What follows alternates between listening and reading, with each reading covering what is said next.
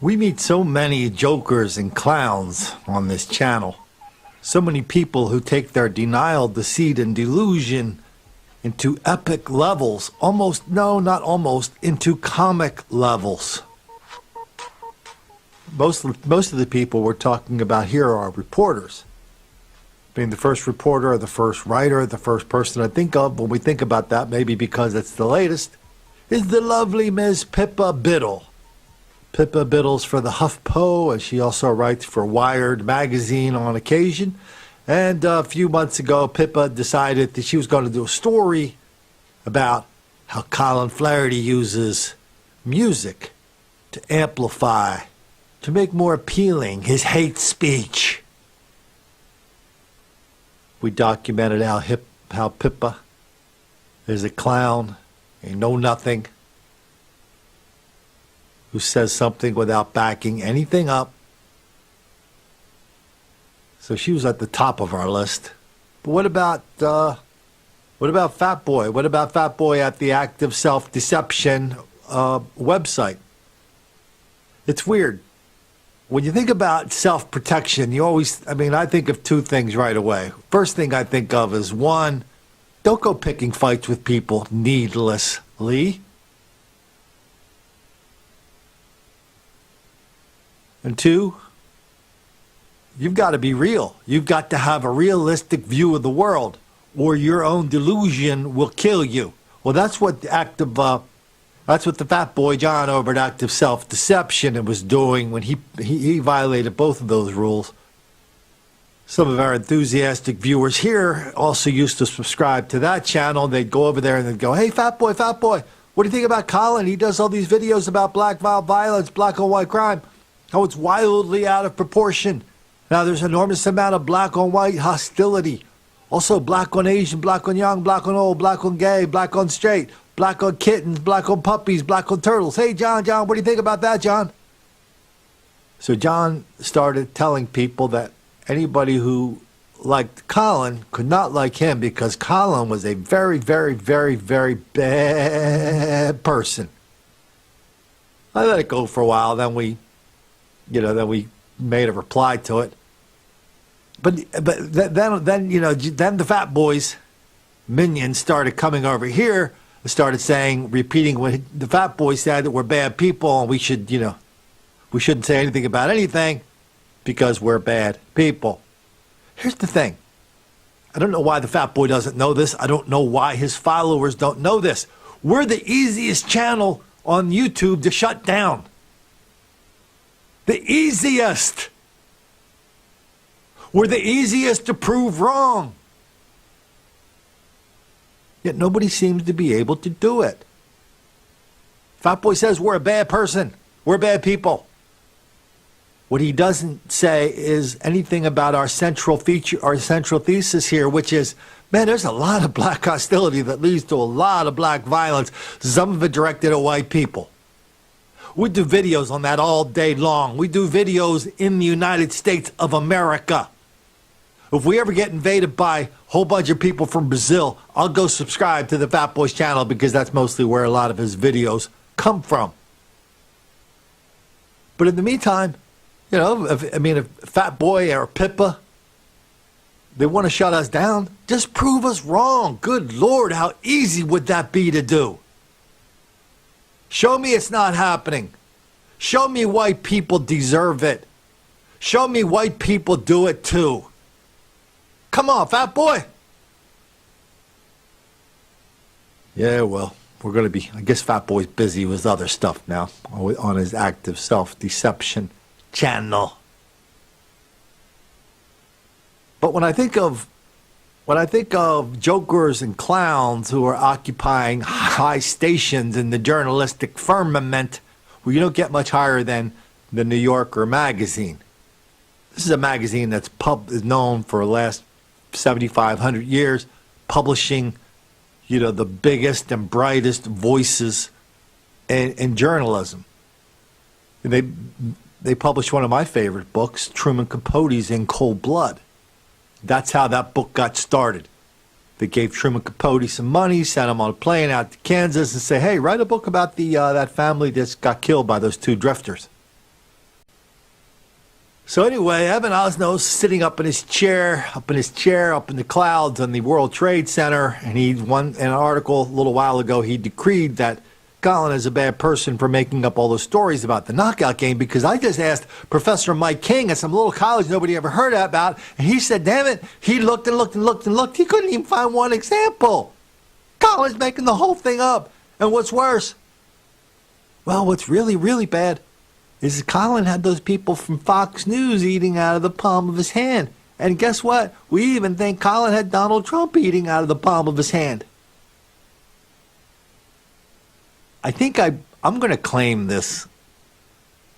I'm going to claim this without fear of anybody contradicting it.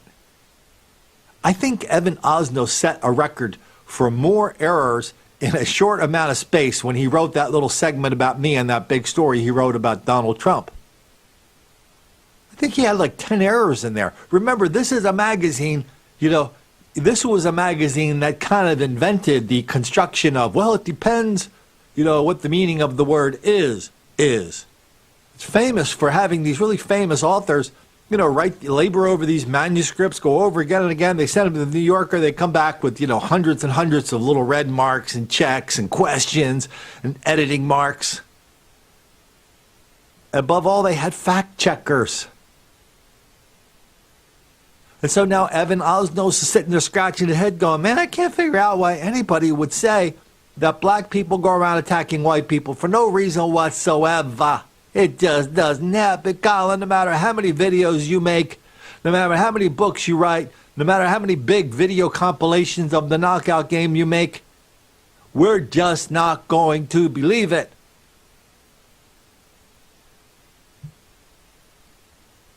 What about that story that just came? What about this story? What about this video? One of the fellas is sitting inside of a convenience store. A lovely white girl started walking up to the convenience store. This guy walked out of the door as if he was going to hold the door. And on video, we see him punch her in the face.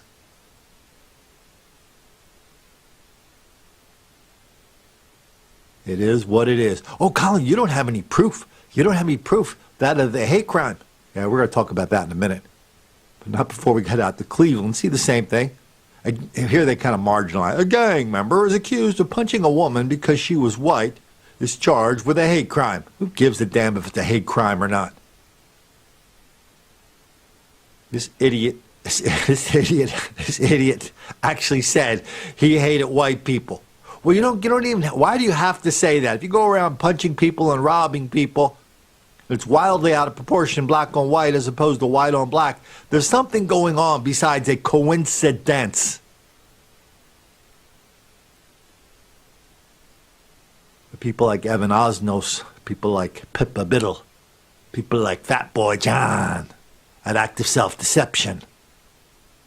Their only reply is something very, very similar to what the President of the United States told the Prince. Where's he the Prince of? Prince of, I don't know. He's the Prince of Wales, the Prince of York. I don't know. Don't even care. Anyway, Prince Harry told Prince Harry, well, let's listen to what he told Prince Harry, because this is basically what everybody tells us when we bring up this topic of black criminality wildly out of proportion. One of the dangers of the internet is that people can have entirely different realities. They can be just cocooned in information that reinforces their current biases. You know, it's amazing that somebody gets killed in Ferguson. A guy lunges for a cop's gun after beating a store clerk, lunges for the cop's gun, gets out. The guy's 6'4", a couple of 100 pounds. He's a direct threat to this cop. Cop draws down on him. All of a sudden, everybody and kills him when the guy starts charging him, attacking him again. And everybody invented this lie about hands up, don't shoot. Hands up, don't shoot. Hands up, don't shoot. That was a reason for the President of the United States to start talking about all this white racism and the bad relations between white people and black people. Now, white people, especially cops, are always picking on black people for no reason whatsoever. I mean, look at Ferguson. The President of the United States sent three, count them, three emissaries to that funeral. That doesn't count the people from the Department of Justice, the community activists that went to Ferguson to kind of smooth things out. How come every time one of these teams of community activists from the Department of Justice, a little-known group, how come every time one of those guys, some of these guys show up to smooth things out, things always blew up? Ferguson, Milwaukee, Charlotte, those are three examples right there.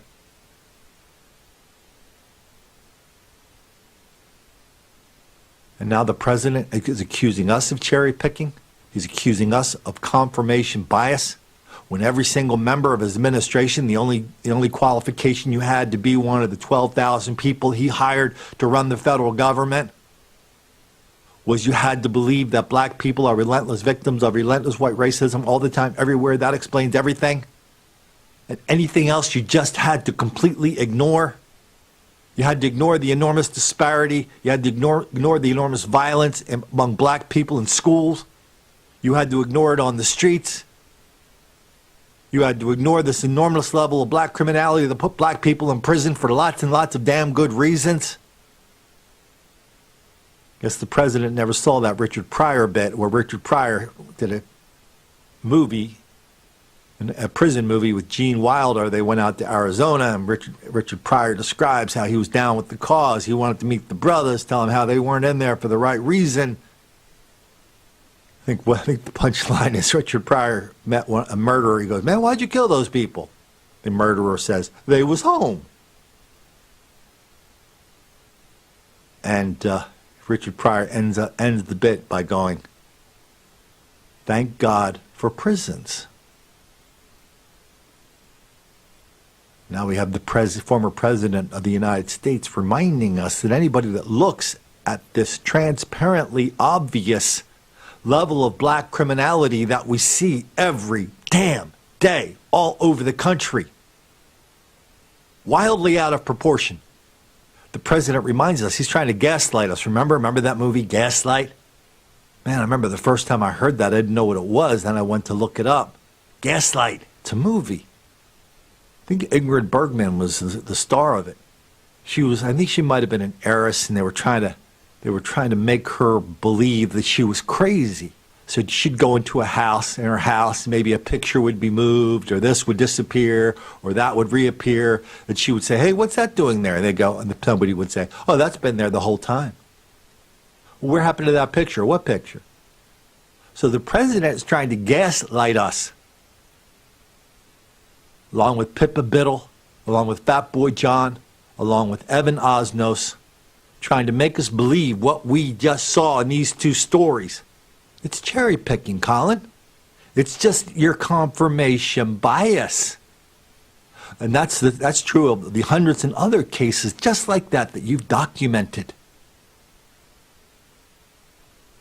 We're going to do a story soon about Chicago, where violent crime in the Loop in Chicago has tripled in the last 2 years. Violent crime in Boys Town, the gay neighborhood, that's also skyrocketing.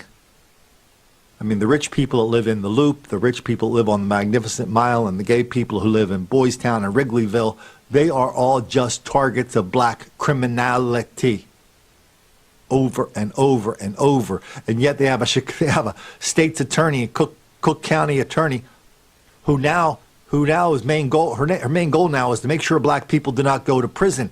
So black crime in some neighborhoods of Chicago is at all-time high, but the black prison population, the black jail population is at all-time low. Because everybody knows putting a black person in jail criminalizes them. Catching a black person committing a crime somehow causes them to have committed that crime. I'm not making this up.